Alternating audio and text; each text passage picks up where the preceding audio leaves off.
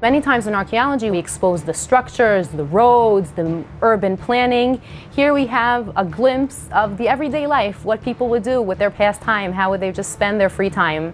And that's not something we always are able to catch in archaeology.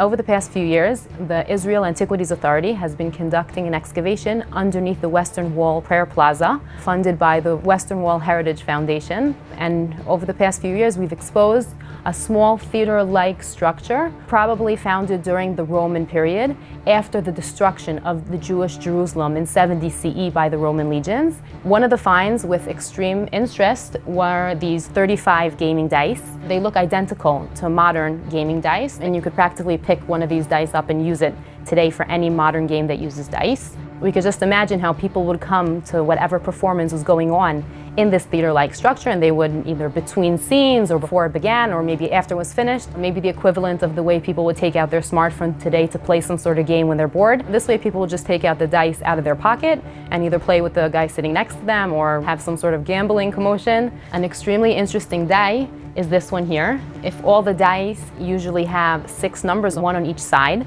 this one has a 1, a 2, no 3, and 2 4s. Apparently, whoever owned this die preferred to have 2 4s and no 3.